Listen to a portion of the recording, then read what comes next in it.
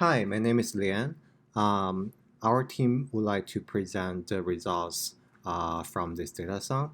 So our team mainly focus on the sensor status prediction as well as the lag time analysis on this ST datathon.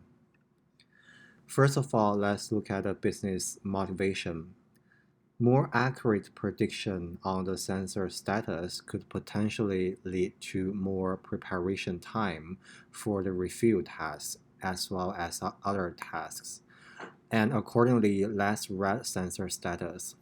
This would further lead to better working agenda for the cleaners in order to save more money and time for the Essity company.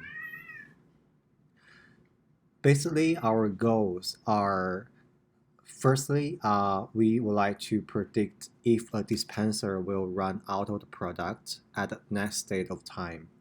Second of all, we would like to analyze the average lag time between the alert and refill. The presentation will be categorized into three parts. They are data visualization, lag time analysis, and model prediction and evaluation. First of all, Jing Han will present the data visualization and lag time analysis parts. Okay, so first we uh, gave a visualization of the site location. Two of our sites are located in Singapore and the rest of them are located in Europe.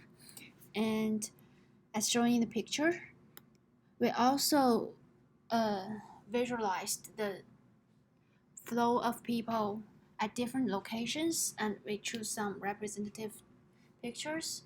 As shown here, the difference is of the first two picture is similar because they are in the same set and the locations are next to each other, and so they have similar patterns.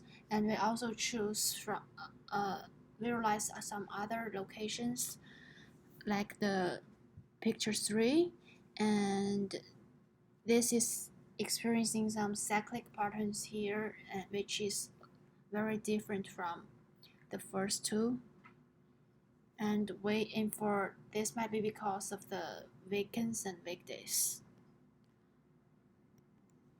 We also count the number of dispensers used in our dataset, the each kind of dispensers here, and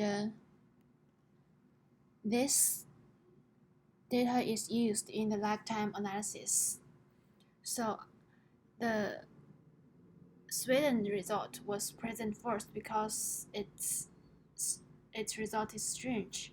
The lag time here is in hours, so for some strange reasons, the T2 dispenser in Sweden are something like between 100 and 350 hours for T2 dispenser. This may indicate some deficiencies in the system dealing with the tasks related to T2 dispenser. Also, in other sets, compared to other dispensers, T2 also exhibits a much longer lag time between the alert and the refueling. Next, Liang will introduce the sensor prediction. For the sensor status prediction part, first of all, we did the data cleaning and pre-processing part. Then we built models for predicting the sensor data. So first of all, after pre-processing the data, we can see that typically we have 1 to 3 dispensers allocated at a certain particular location. And within a dispenser, we might have more than one sensor. However, in one location, there exactly uh, will be one people counter sensor in this location. Then we build model to do the prediction on the sensor data. Since the sensor data are time series data, we chose the long short-term memory network to predict the next state dispenser sensor data with lag of length 12. Then we use the random forest as well as the neural network to do the classification task on predicting the sensor status, which is a multi-class classification problem because we have three labels. They are respectively green, yellow, and red. Need to mention that the LSTM network was performed by using the PyTorch platform with available GPU. Then we evaluate the models.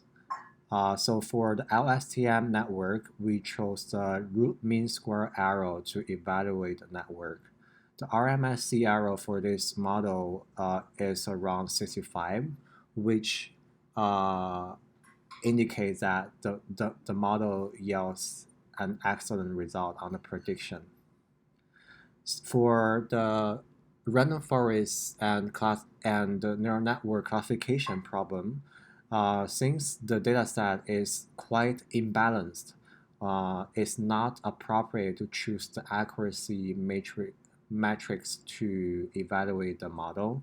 Instead, we would like to choose the recall as well as F1 score as evaluation metrics to evaluate the model. The recall value for the random forest is around 0.97 and F1 score is around 0.98. The recall value for the neural network is a little lower than that of the random forest, which is 0.96, and F1 score is around 0.95. Then we use the grid search technique to tune the hyperparameters in order to choose the best model possible to yield a more accurate result on the prediction. For future strategies, we would like to explore the standard deviation of the average lag time for each dispenser type. In order to yield a more accurate average lag time, we would like to identify the green, yellow, red transition. For the model prediction, we would like to use more sensor data from various location and sites for training the model, because in this way we can yield a more accurate result. So in conclusion, after doing the lag time analysis as well as the sensor data prediction, if the prediction model is accurate enough, we can potentially eliminate the lag time between the alert and refill. And moreover, by yielding a more accurate prediction, we can definitely lead to some time, money saving working agenda for the total benefit of the Essity company.